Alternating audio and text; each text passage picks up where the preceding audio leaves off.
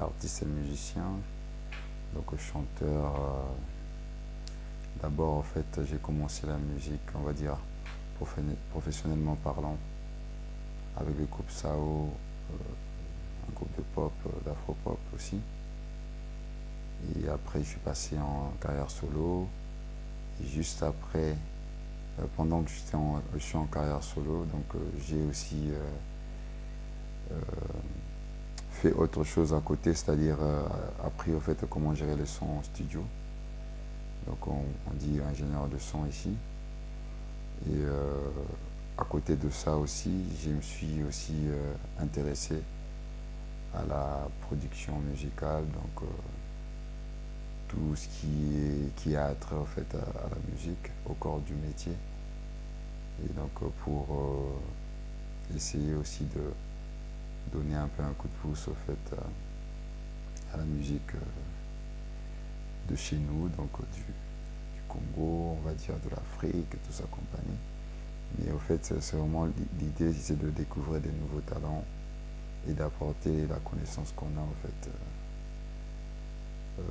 acquise en fait depuis le début de ma carrière.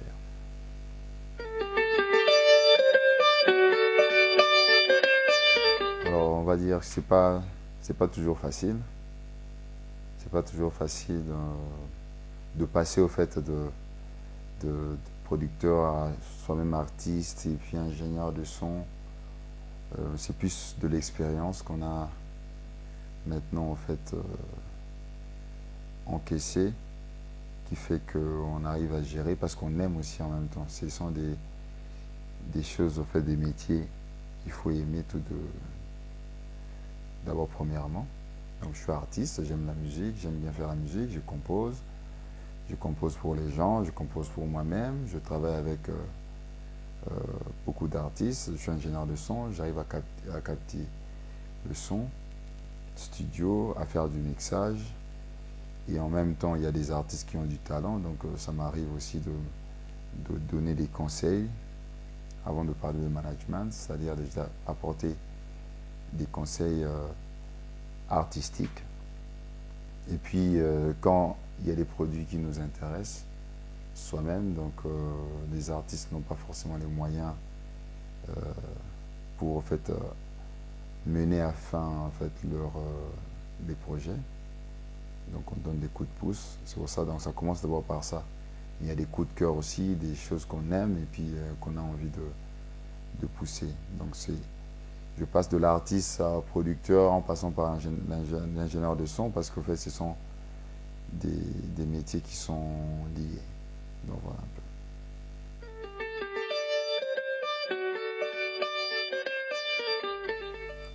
Bon, c'est vrai qu'on est plus dans un contexte où c'était très difficile, on va dire, de faire en même temps les études, de faire la musique. De toute façon, je dirais même aujourd'hui, en fait, il y a des gens qui, peut-être par passion, arrivent à abandonner en fait, les études ou autre chose. Maintenant, c'est dans notre culture, en fait, la musique a été un peu mal vue, donc parce qu'on se disait bon, c'est pour les voyous. Mais il n'y a pas que la musique, donc on a aussi le foot, on a, bon, en gros, en fait, le sport. Donc c'est aussi catalogué en fait pour les voyous un peu, on va dire. Mais commencer la musique en fait dans un environnement en fait on va dire choral, tout ça, église, ça de toute façon c'est comme le gospel, c'est comme des courants en fait musicaux qui sont passés par là. À côté, moi je faisais déjà un peu on va dire le rap R&B si on veut dire, mais en mode Congo, hein, c'est-à-dire on regarde, on essaye d'imiter à peu près les Américains parce qu'on aimait la musique américaine à cette époque-là, donc entre le rap, le R&B, toute la musique en fait blues qu'on apprenait en même temps juste en écoutant parce qu'on aimait, donc on appréciait cette musique-là.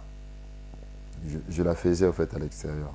Et à l'église, c'est l'église, donc on ne peut pas chanter en fait d'autres musiques, donc voilà un peu quoi.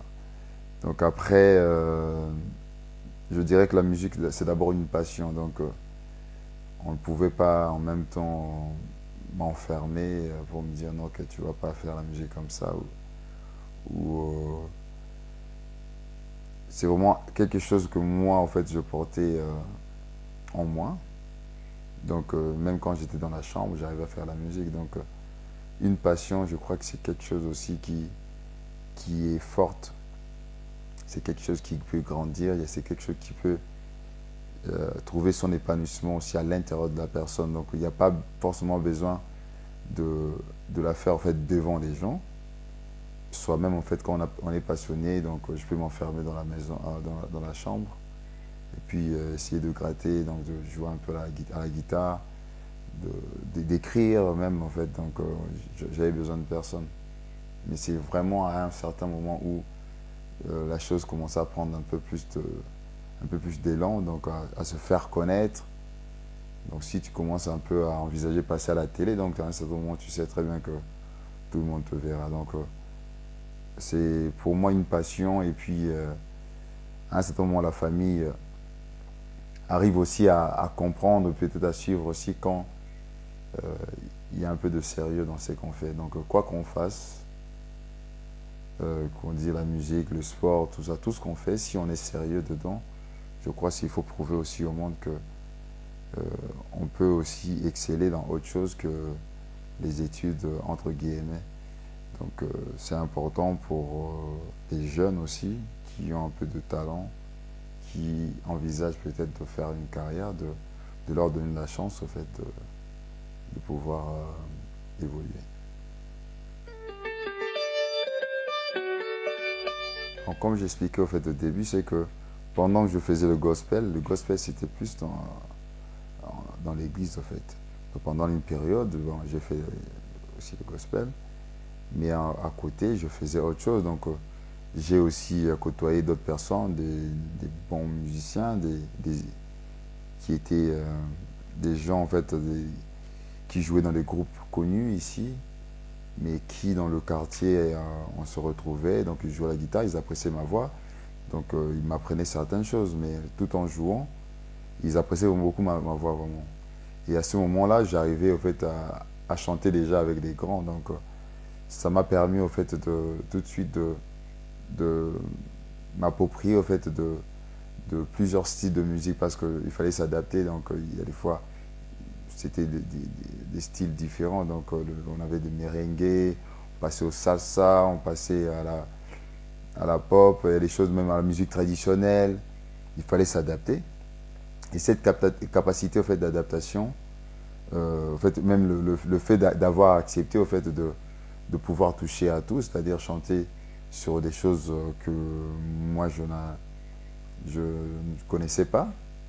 J'arrivais à connaître du coup, en fait, j'arrivais à toucher certaines choses, à toucher certaines notes que j'avais pas l'habitude, en fait. Donc, si on te dit là, l'accord est mineur et que toi tu chantes, tu n'arrives pas en fait à capter cet accord-là. Donc, c'est un exercice en fait qu'il faut faire par rapport à son oreille, et ça me faisait évoluer, ça me faisait progresser. Ça faisait progresser mon oreille, l'esprit d'écoute, l'esprit, parce qu'on se retrouve avec des styles peut-être qu'on n'aime pas au départ, parce que avec aussi avec le temps, on arrive aussi à apprécier les choses. Donc le style petit, on va dire, de style gospel à la pop ou à l'afro-pop, il n'y avait pas vraiment de chemin tracé. C'est vraiment moi-même, en fait, à un certain moment, quand je me suis dit, ok, je vais faire ma carrière, je vais faire ma musique, je vais composer. Parce que j'avais commencé par la composition dès petit. Mais une fois que je me suis dit, ah, je dois composer, je ne m'étais pas donné une barrière en termes de style. C'était vraiment une question d'inspiration et d'idées, de nouvelles idées. Et ces idées-là, en fait, elles viennent, elles trouvent leur support, en fait, par rapport à tous les styles qu'on a, avec lesquels, en fait, on a été bercé. Donc, pour moi, l'afro-pop, je dirais, en fait, c'est la musique, c'est une musique mère par rapport à certaines, en fait, ici en Afrique. C'est-à-dire, je mélange le côté traditionnel, je prends des des choses dans la soul music, je prends des choses partout dont on se nourrit en fait des choses, mais le socle reste en fait cette musique traditionnelle africaine. C'est pour ça que je la baptise en fait Afropop. Donc c'est la musique populaire d'Afrique avec des influences en fait européennes, américaines.